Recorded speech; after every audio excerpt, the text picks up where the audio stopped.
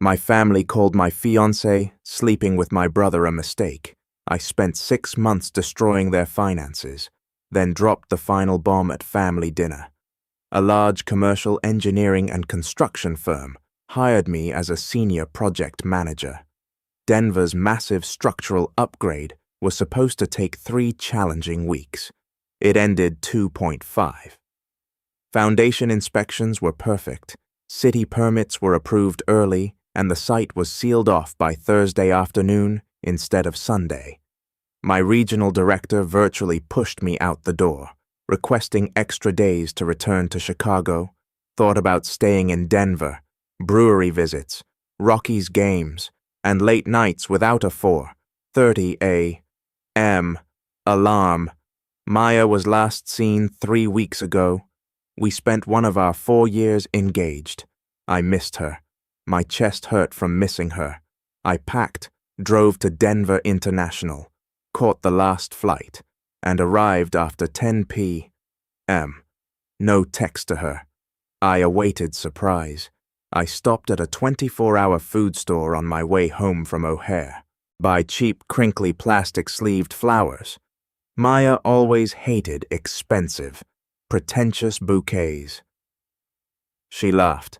I like the cheap ones in our kitchen. They feel more real.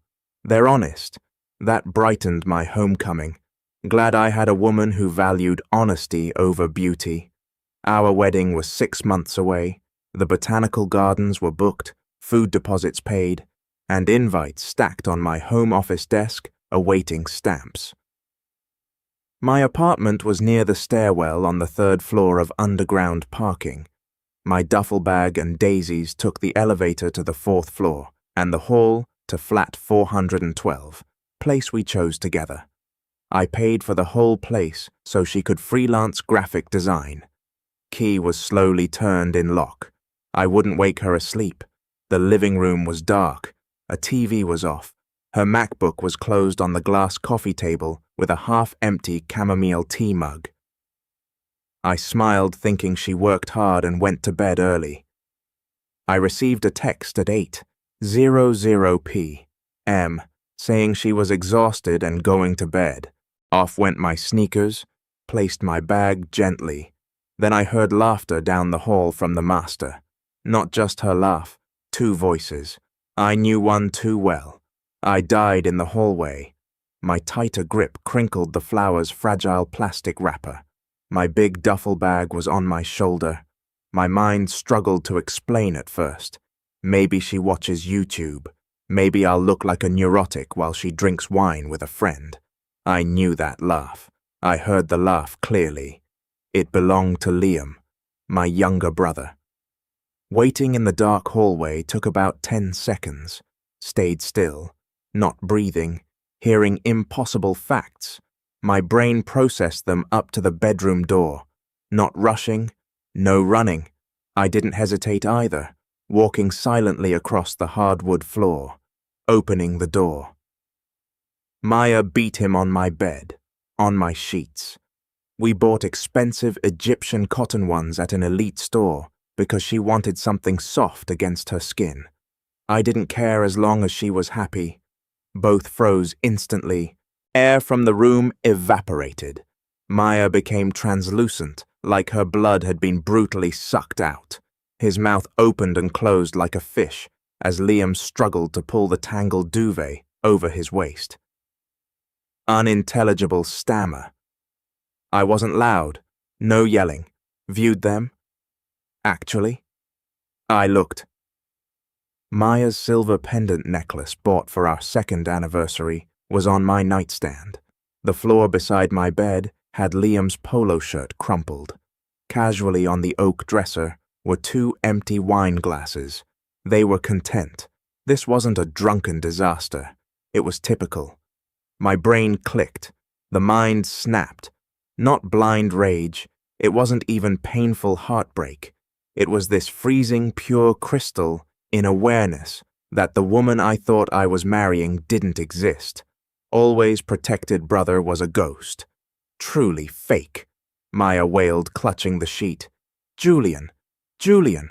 Oh my God! Please raise my hand. I remained silent to her. I raised my right palm. She choked on a sob. Liam tried next. A trembling man. Bro. Julian. Man. Just let me explain.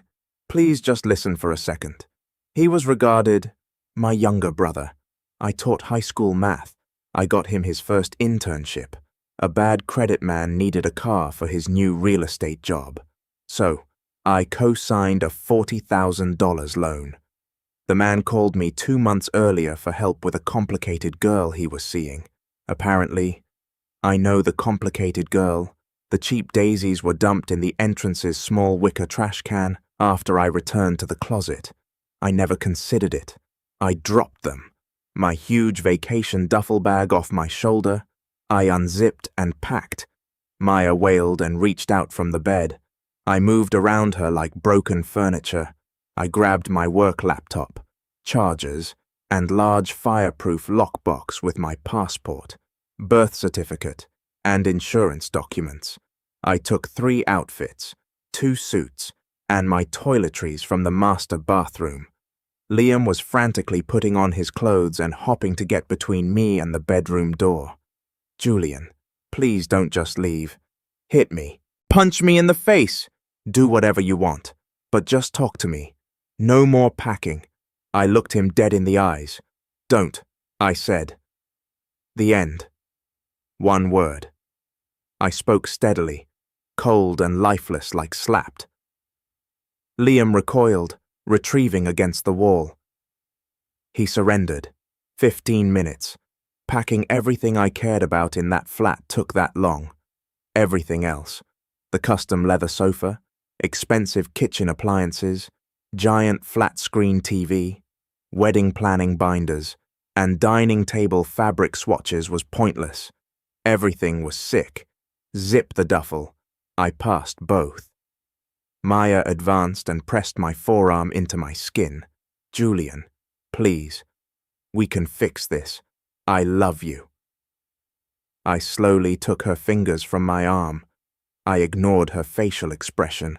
Looking at her eyes could break me to the front door. Liam pitifully called my name again. The door closed as I left. I went to the nearest off-interstate Marriott.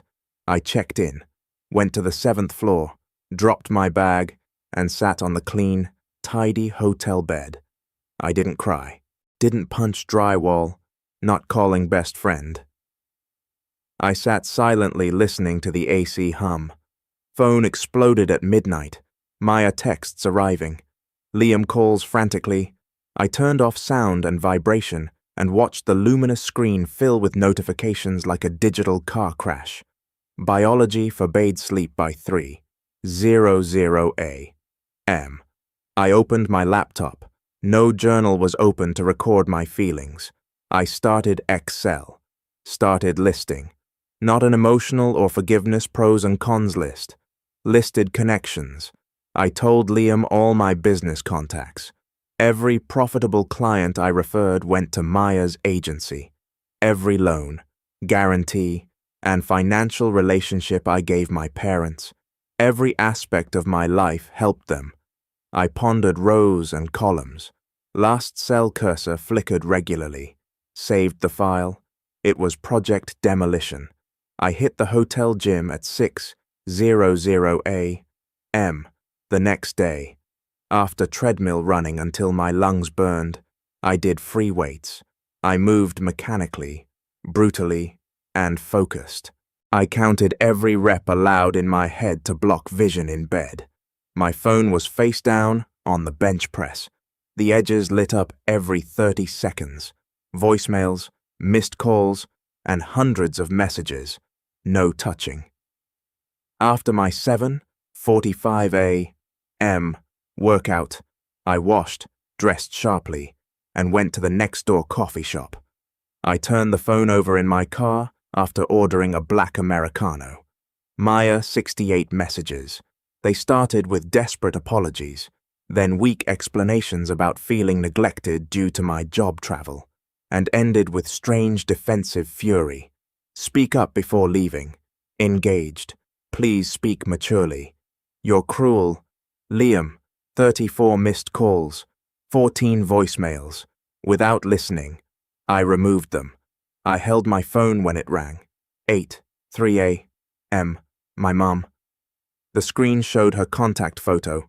After 4 rings, I swiped to answer. She said, "Julian," as she cried, "Oh, sweetheart." Liam came over. He told us everything. I relaxed in the driver's seat with hot coffee and said nothing, lengthened the silence to annoy her. "He feels awful. Julian," she begged. "Rack. He is absolutely torn up inside about this. He's a wreck. He made a mistake. Honey, a terrible, terrible, stupid mistake. But he's your brother. He loves you. And Maya. She's—" Mum gasped. "I'm listening," I said. My quiet, bland voice probably encouraged her. She saw an opening. Her practice monologue started immediately. She said, "Family forgiveness. Liam didn't mean for it to happen. Like tripping on my fiancée." She said, "Human beings are complicated. Everyone makes mistakes. And what truly matters is how a family moves forward together in grace." I let her talk, telling her, "I understand, and I hear you was polite." She appeared relieved, her tone lightening, thinking she was reaching my logical side. "Your father wants to talk to you this weekend," she whispered. "We're having a big family dinner on Sunday. Just us. We can sit down, work through this together. Sweetheart, we can heal. I know we can." Saying, "I'll consider." Oh, she was surprised and hopeful. "Oh, Julian, that's wonderful. That's really good. Honey, I'm so glad you're being reasonable about this. You've always been the mature one, reasonable." I have to go. "Mum, I have work meetings," I say. Of course, but you'll think about Sunday." "Yeah, I'll think about it." I hung up. Her dinner never crossed my mind. At 10:00 a.m., my older sister, Chloe, texted me. "Just heard from Mom. I'm sorry. Julian. Uneasy. Are you okay?" Studying the message. Chloe was special. She cared for me and showed empathy. I understood her domestic role. Chloe was the ultimate peacekeeper. Despite Liam's actions, she brought him potatoes to Sunday dinner because someone has to keep everyone together. She meant well. In this case, good is softer treachery. I texted, "I'm fine. I need space. Please update me on home life. I'd rather not argue." "Yes," Chloe replied immediately. "Whatever you need, Julian, I got you." Seattle became my home 2 weeks later. Corporate change was terrifyingly fast. I requested a change in my regional director's office after closing the door. I didn't explain. It wasn't needed. Over a year. I considered Seattle as a career move as their best project manager. He made some calls and pulled some big strings to approve the transfer in 72 hours. My new downtown Seattle apartment is 15th floor, windows overlooking Puget Sound, better than the Chicago original. Since I wasn't paying for Maya's lifestyle, dividing rent, or saving for a wedding, I could afford it. Got new furniture, dark, sleek, minimal. Nothing smelled, felt, or looked like my old life. The gym, coffee roaster, and waterfront running path were new to me. Totally cleaned my social media. No major updates. I wasn't alone. Suddenly vanished. Only Chloe knew I was in Seattle. I was building something terrible in my luxurious apartment. Project demolition began. I found all my 6-year engineering and development projects. I verified every vendor, executive, and contact. I built the spreadsheet with the same ruthlessness as skyscraper load-bearing foundations. Initial goal, Liam's career. Commercial real estate broker, Liam. His entire operation was based on deception and my reputation. Developers I recommended gave him his 3 biggest, most lucrative deals. His Horizon Tower project breakthrough. My firm's project. When Liam had no business experience, I recommended him to the lead develop AR as proof of his networking genius ability to connect construction projects with top engineering firms. He used my contacts. Target 2. Mayabis, freelance corporate branding graphic designer, Maya. I brought in her top 3 highest-paying clients to pay her rent and fund her luxury tastes. My college roommates, colleagues, and executives hired her because of my recommendation. Goal 3. Parenting. My parents overspent. My dad was a consultant, a fancy term for unemployed with occasional freelancing. For 4 years, I secretly funded their existence to look good. Elite country club membership, $12,500 a year. Corporately, I claimed client entertainment venue access, their Lexus SUVs and luxury cars. I co-signed both leases because my dad's investment failure ruined their credit. Home equity loan. The entire $120,000 limit was based on my high income and perfect credit as a guarantor. Recorded every thread. I charted their lives. I was more than their foundation. I was their main ally. I was about to explode. Chloe emailed me a photo 3 months after moving to Seattle. The family table in Chicago was shown. Sitting around it, everyone laughed. Maya sat beside Liam. My parents smiled from the table's head. Mark and Chloe sat across. They said tonight they're taking things seriously. Mom and Dad are supportive. People say love finds a way. Julian, I'm unsure how to feel. Though, it makes me sick. Mom urged me not to cause a scene. I zoomed in on my phone photo and saw an arm around Maya's shoulders. They looked comfortable, like they'd been together for years. I looked down at her chest. I bought her the same silver pendant for our anniversary, and she wore it. I ignored Chloe and called Marcus Vance, the Horizon Tower project's lead development consultant, from my laptop's contacts. Mark and I are close. He recently said Liam was pitching him a massive multi-million-dollar commercial partnership. Phoned him? Marcus yelled. Julian, man, how's the Pacific Northwest treating you? Marcus, it's amazing. Raining, but amazing. Do you have time? I wanted to discuss future projects. Always time for you. Your thoughts? Some things. First, do you still negotiate that commercial partnership with my brother Liam? Yes, we've talked still. Nothing is inked. You have insider knowledge. Well, I said professionally. I've been forming new partnerships with Denver Sterling Group.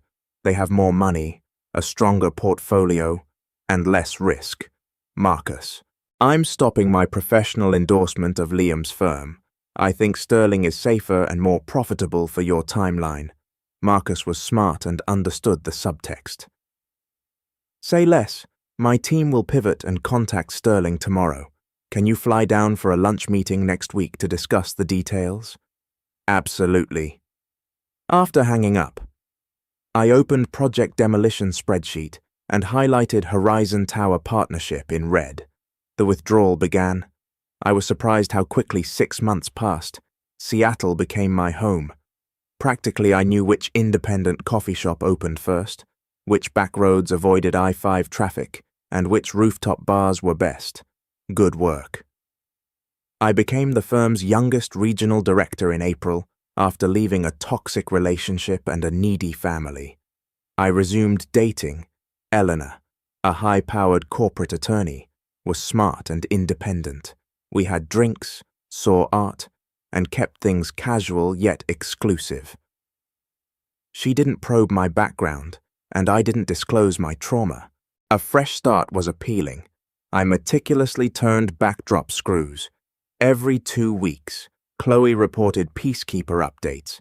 Liam proposed to Maya, and their mother is throwing a big engagement party at the country club. The family is supporting them, and calls them brave and strong for overcoming the judgment. Julian, I know this is upsetting. I always text. Thanks for keeping me updated. Chloe, I hope Mark and you are well. Chloe didn't realize that every message she sent confirmed my timeline. Progress reports absolute proof that they had fully unapologetically committed to the diluted storyline, where I was the bitter villain who abandoned them, and they were the tragic victims who found real love in the comm. Perfect. Approaching Maya Target 2, my most lucrative client, Meridian Creative, an advertising agency, paid her a huge monthly fee for almost 2 years.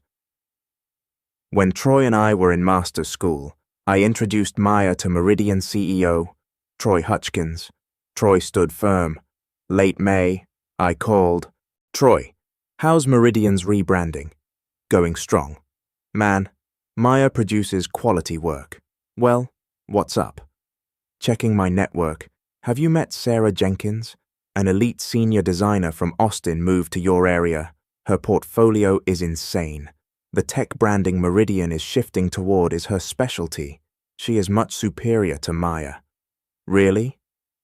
Send me her contact info.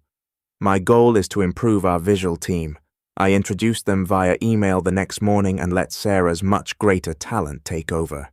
2 weeks later. Chloe wrote, Maya has been crying all week. She suddenly lost her biggest corporate client. She's terribly anxious about money. I remained silent. Return to Target 1.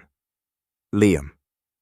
I called all 3 firms and offered them much better partnerships, projects with tighter profit margins, faster completion deadlines, and zero liability. I had a $1 billion track record. Liam had false promises and a shoddy suit. Over 3 weeks. Every large firm dropped Liam and signed with my competitors. Chloe, in June, Liam is having a meltdown. Several huge business deals suddenly crashed on him. He's spending 8 zero-hour weeks trying to salvage his pipeline, but nobody is returning his calls. He and Maya had a screaming match at Mum's place last night because she thinks he's failing as a me. That sounds stressful. Target 3, the parent's surgical precision.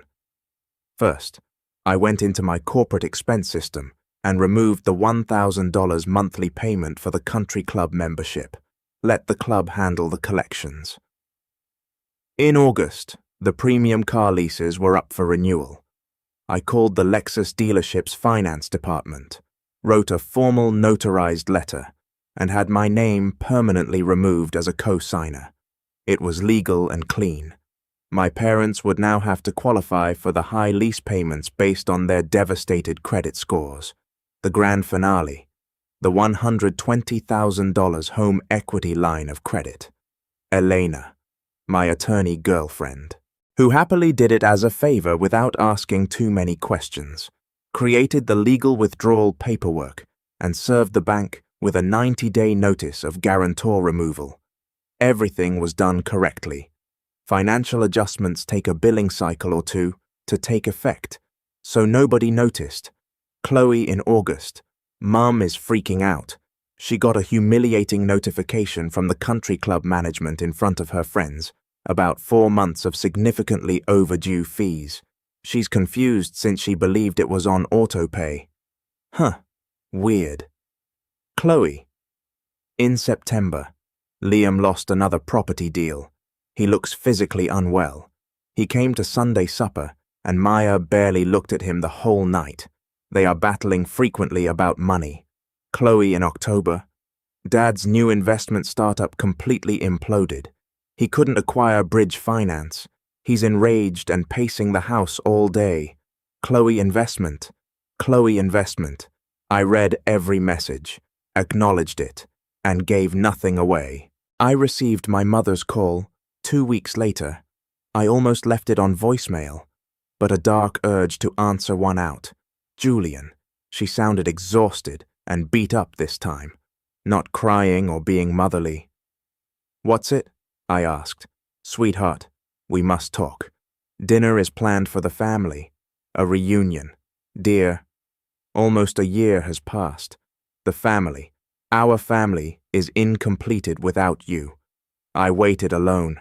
We all miss you. She sobbed. Please, Julian, we need you. The other end shuffled before Liam's voice came through. Ash. Julian sounded scratchy, like he'd been smoking a pack a day and not sleeping. I wrecked everything. You're still my brother. Please sit and talk face to face, after leaving my leather office chair. I walked to the floor-to-ceiling window to admire the Seattle scum line. They scrambled, drowning at the deep end, and realized the lifeguard had gone home. Their voices were filled with panic. I spoke after a long, agonizing moment. When? Mom exhaled in relief. 2 weeks from Saturday in the house. 6:00 p.m. I'll make your favorite pot roast. I'll be there, I said. Thank God. Sweetheart. Thank you. Thank you. See you then? After hanging up, Chloe buzzed my phone. Did Mom call? Are you really flying back for dinner? Yeah, it's time. Time for what? Julian?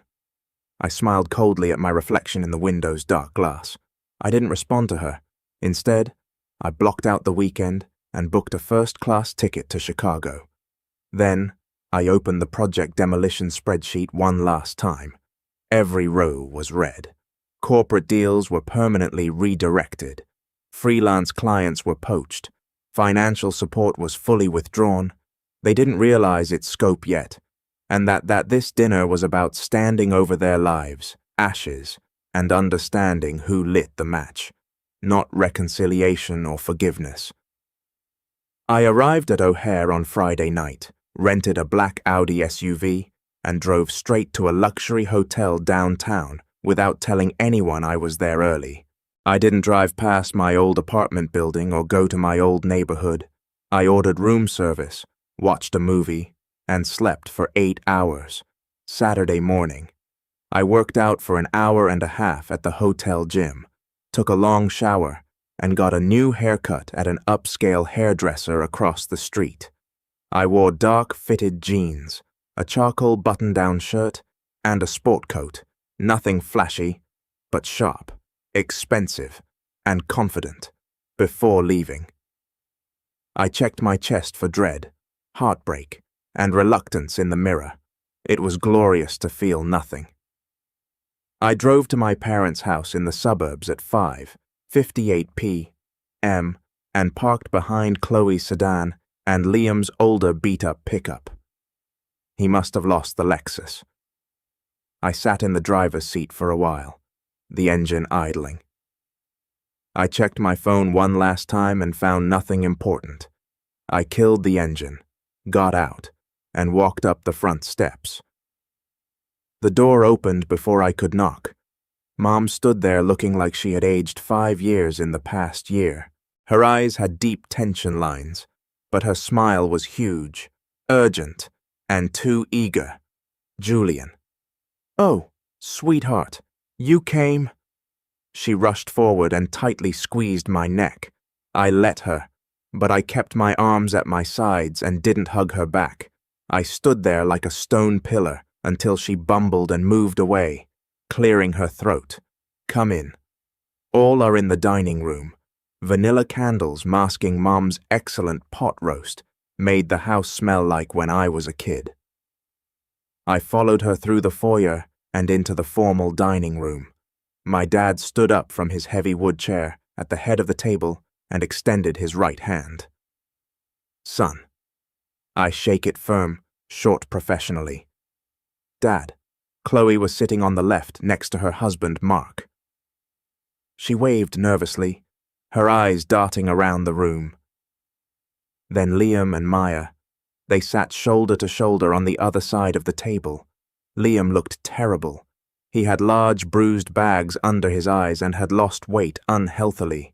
He looked deflated.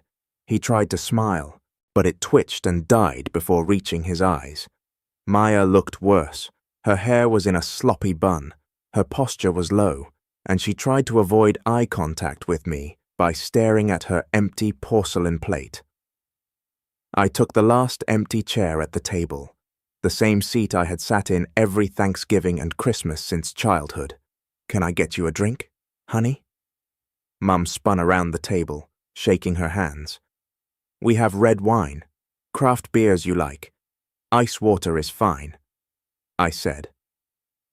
After running to the kitchen, she brought me a crystal glass of ice water and sat down. Stress rattled the silverware, and the room was so quiet you could choke. Dad's throat cleared loudly. "Reuniting under one roof is wonderful." "Yeah," Liam said, frantic. "It's been way too long. Man." I sipped my water slowly and set it down without speaking. Mum practically ran to the kitchen and brought out my childhood favorites: pot roast, a garlic mashed potatoes, and green bean casserole. The emotional manipulation was obvious, but I had to give her credit. While eating, Chloe asked about the weather in Seattle. I gave a 2-word answer. Mark mentioned an NFL game. Dad made a tax joke that nobody laughed at. Maya pushed her mashed potatoes around her plate without eating. Liam gave me fearful sidelong glances every 30 seconds, like he was sitting next to an unexploded bomb, waiting for the timer to stop. I ate quietly, methodically, chewing, wiping my mouth with a napkin like an airport meal alone. Dad slammed his fork against his plate after 25 minutes of tortured theater, folding his hands. "All right," Dad said in his authoritative head of the household voice. "I think we need to finally address the elephant in the room." I sat back and waited, looking up from my plate. "Julian," Dad spoke to me. "We asked you to come tonight to clear the air, put the past behind you, heal these wounds, and move forward. We're family. Family is everything," I said. "Okay," blankly. Mum intervened, crying. "We know it's been so hard.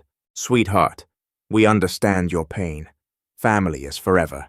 Julian, people make terrible, painful mistakes, but how we forgive and heal together defines us."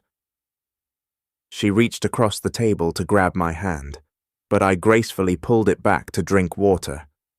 She sniffled and continued. "Maya and Liam, their interaction was unplanned. They didn't mean to hurt you, but their connection was genuine. Despite the pain, we must accept it and support them." Maya was crying softly, dripping tears from her chin onto her shirt. Liam looked at me with sad, wet eyes, elbows on the table. "Julian, I'm sorry. Daily regret has plagued me for a year. I did something unforgivable to you. My soul knows. Still, I've grown. I've learned. I need my big brother back. Man." He sobbed. "I don't deserve your grace. However, we share blood." "That must matter," Maya whispered. "I never meant to hurt you. Julian, I hope you know. I'm sorry. And I hope you'll be happy for us someday." Parents Liam, Maya, Chloe, and Mark waited for my response, holding their breath for tears, screaming, dramatic fury, or sighing forgiveness. They wanted a catharsis to end this painful chapter, forgive themselves, and move on with their happy lives. I slowly leaned forward and placed my napkin on my half-eaten plate to wipe my mouth. "Finished?" I asked, not hostile, not yelling, but conversational and chillingly curious. "Julian, we're trying to reach out to you." Dad blinked. "No," I said, my voice dropping an octave and becoming diamond hard. "You're not trying. You perform. A play is being performed. The plot has been decided by all of you. Maya and Liam's tragic mistake led to true love. Father and mother are noble peacekeepers. I'm the resentful victim. You brought me here to sign your emotional contract to stop feeling guilty. Ash, that's not..." Liam shifted uncomfortably in his chair. "It is," I stared at him. You spent a year rewriting history to make yourselves the heroes. I was the problem because I left instead of validating your betrayal. I stood up, towering over the table without hitting it. Here is what is actually going to happen tonight, I shouted in the dining room. Everyone will sit and listen. I'll leave that front door and you'll realize what you threw away. Julian, come on. Man, don't do this. Liam stood up and raised his hands. I focused on him and unleashed absolute freezing power. Sit the hell down. Liam stopped halfway up, gulped and sank back in his chair. Even Dad, who usually ran the show, didn't move. I examined them individually and endured the pain for 5 seconds. Then I began. Liam, I said, flinching. Look at me. He closed his eyes. Remember the Horizon Tower development deal? Your independent commercial real estate career soul start. He nodded slowly, confused. Yeah, that contract was only awarded because my engineering firm advised on their structural infrastructure. Personal call to Marcus Vance. I linked you to the lead developer. I risked my professional reputation by recommending you as a 20-some with no commercial experience. I know, Liam said, and I've always been incredibly grateful for. I announced the Hastings Commercial Complex, the Northgate Plaza retail project, steadily seed funding for your independent LLC. All of those milestones were due to my network, executives I introduced you to, and recommendations. Liam's face faded as he established connections. Mia recoiled in her chair when I looked. Maya, Creative Meridian, your most profitable corporate retainer for 2 years, your contract that covered half the rent, and your designer wardrobe. She looked up red-eyed. I recommended them, I whispered. Troy Hutchkins is my college friend. I swore to him in his office that you are talented, trustworthy, and reliable. Her bottom lip shook violently. Silverton Tech, Cascade Brands, 3 of your top 5 freelance contracts. I named them mechanically. I golfed with all executives, everyone I introduced you to at corporate events. I slowly turned to the table's head and saw Mom's horror instead of her hopeful smile. Mom, Dad, I asked about your lifestyle. Dad gritted. Excuse me. Your Oakage Country Club Elite membership, the one you've paraded for 3 years. I have been secretly paying the $12,500 annual dues through my corporate expense account as client entertainment. I did creative accounting, but you were happy, Mom gasped, covering her mouth. The 2 Lexus SUV leases sitting in the driveway, I said. Both of them were completely co-signed under my name and backed by my credit score because your credit was destroyed after Dad's last failed business venture. Dad said, Julian, we didn't ask you to do that. We and the home equity line of credit, I shouted. The $120,000 limit you used to remodel this kitchen. The bank approved me because of my high-income verification as the primary guarantor. Chloe gaped at me as Mark crawled under the table, appearing to want to die.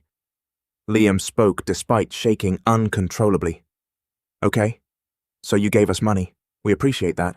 Julian, we're always thankful. What's the connection? I'm not done, I said. Liam, shut up. I stood calm, precise, lethal. 6 months ago, when I moved to Seattle, Liam said, I started systematically removing myself from every single piece of your lives. Liam's eyes widened. Meridian Creative.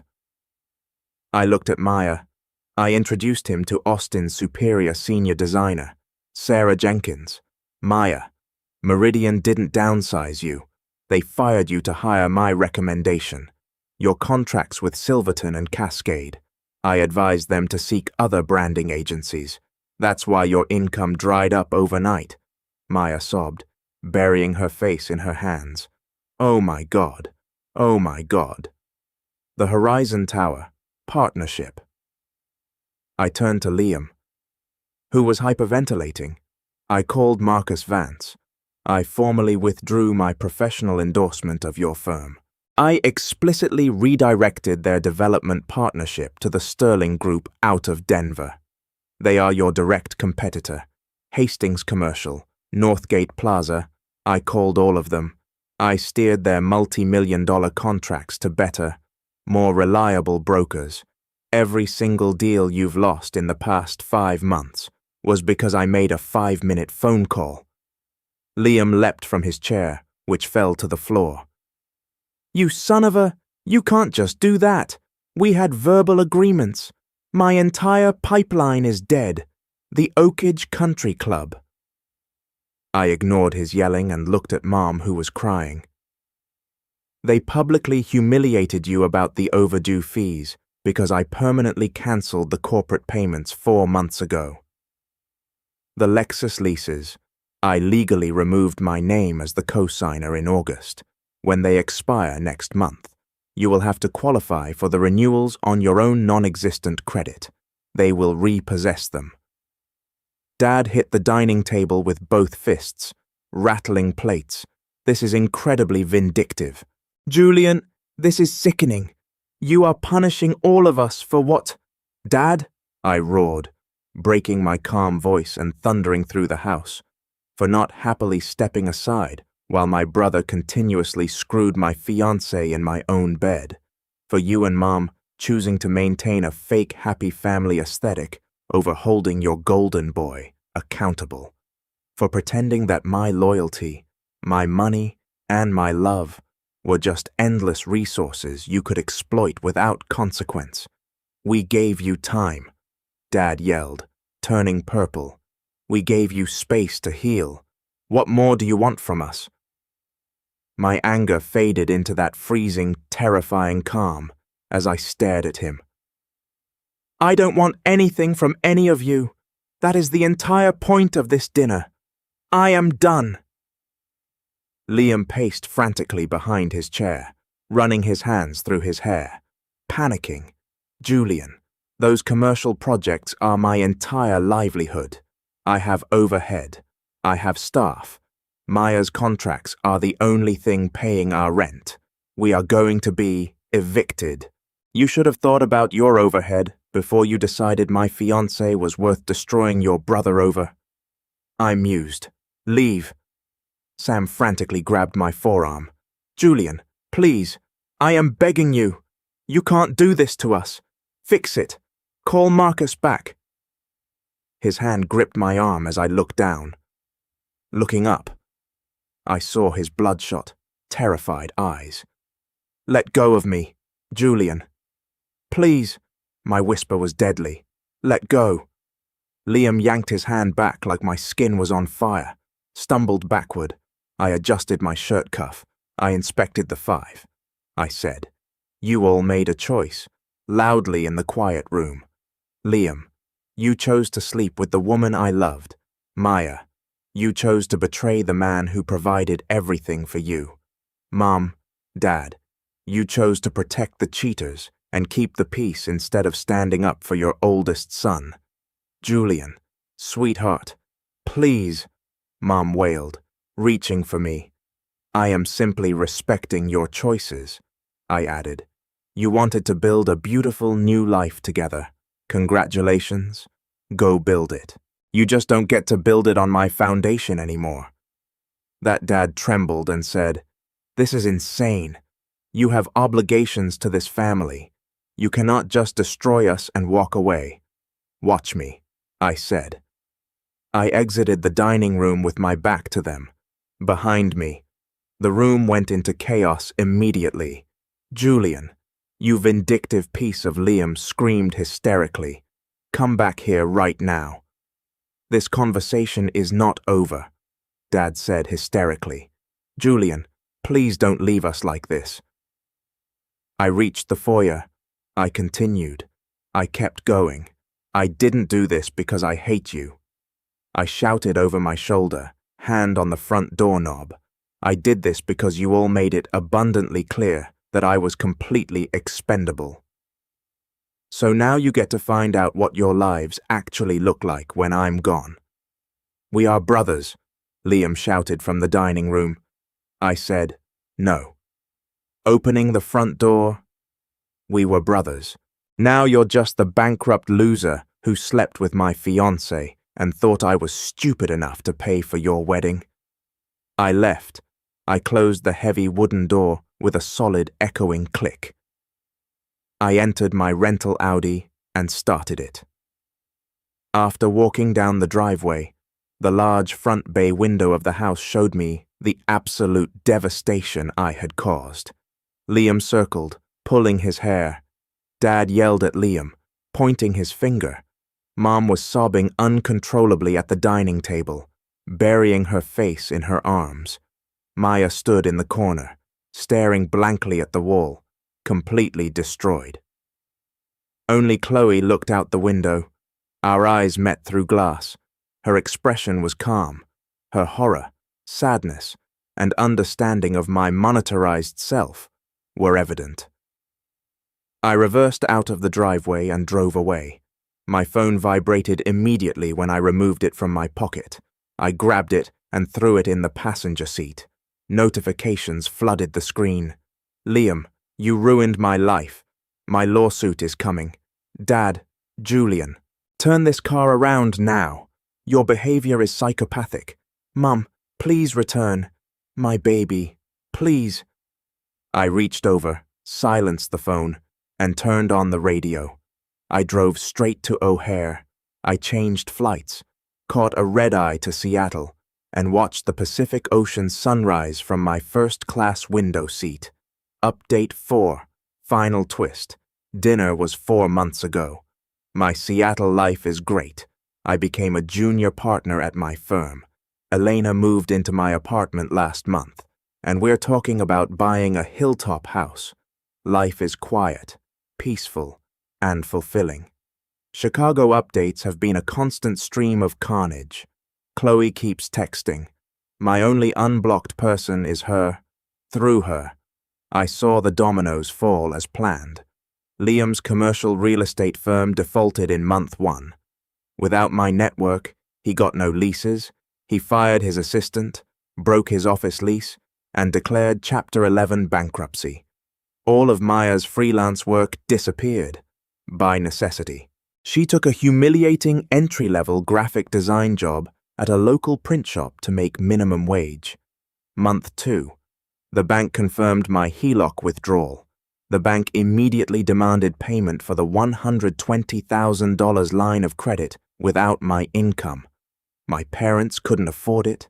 To pay off the bank note, they had to sell my childhood home in a panic. They rent a tiny 2-bedroom apartment in a bad neighborhood. The Lexus dealership repossessed both SUVs after the lease renewal credit check failed. Dad drives a 2008 Civic, month 3. Poverty and resentment destroyed Liam and Mia's relationship. Mia screamed at Liam that he ruined her life and left their apartment, ending the engagement. Liam moved into the tiny apartment with my parents and slept on their cheap food, on the true love.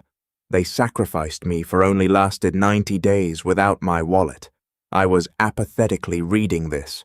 I wasn't happy, felt no guilt. I felt nothing. My final discovery came last week. A twist that secured the last loose end. I did my annual taxes.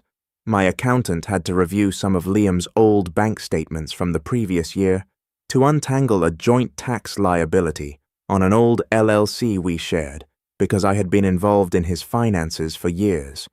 I was browsing Liam's business checking account PDF from 13 months ago. The affair with Maya began around then. A line item caught my eye. Outgoing transfer, $25,000. The recipient is Greenwood Landscapes LLC. I froze. I watched the screen. Mark owned Greenwood. Chloe has a husband. I check dates.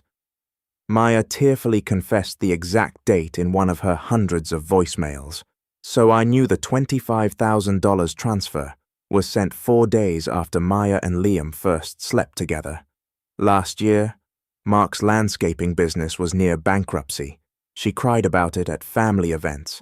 Amazingly, a small business grant provided a massive cash infusion. Not a grant, it was secret money.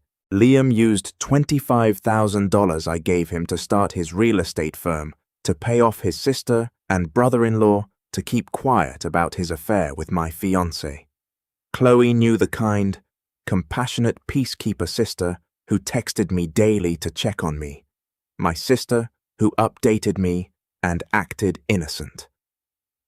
She was aware of the affair for months, with $25,000 of my money in her bank account to buy her silence. She let me sit at family dinners and smile at Maya. A cold, familiar rage slowly awoke in my chest. I didn't call Chloe to yell. I avoided her. I reopened the project demolition spreadsheet.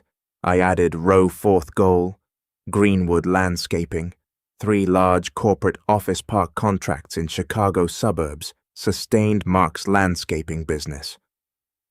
2 years ago, I secured contracts for him through my commercial development network. I called all morning yesterday. I contacted all 3 corporate park property managers. I informed them that Greenwood Landscapes was under investigation for financial irregularities and advised them to switch to a local bonded vendor I knew. At 400 p.m. yesterday, all 3 property managers terminated Mark's contracts immediately. My phone buzzed this morning. It was Chloe. Julian, call me. Some terrible thing happened. Mark lost all commercial contracts overnight. Somebody warned the property managers about our finances. Julian, we'll lose our home. No idea what to do. Can you call these developers to fix this? I read the text while sipping coffee on my Seattle apartment balcony and watching the fairies cross the Sound's dark blue water. Started the chat, typed my response slowly and deliberately. Chloe. I saw Liam's $25,000 transfer. I hope the hush money paid off. Enjoy life. I saw the read receipt appear instantly. Then the typing bubble appeared. After a few seconds, it vanished. Then it returned. Then it went. She was speechless. Blocked her number. I blocked her husband's number. I cut off all their contact with me. Closed the spreadsheet. I dragged the file to the digital trash and hit empty trash. Finally. Permanently finished. All scaffolding is gone. The base is dust. They thought they could build their happiness on my betrayal, assuming I would bear it forever. They aired. Elena walked out onto the balcony behind me, wrapping her arms around my waist and resting her chin on my shoulder. You okay? She asked softly, facing the water. I leaned back into her and inhaled the cold, clean Pacific air. I imagined the ruined people in a cramped Chicago apartment, furiously blaming each other for the collapse of a world they didn't build. Yeah, I said, kissing her forehead. I'm perfect. Let's go look at houses.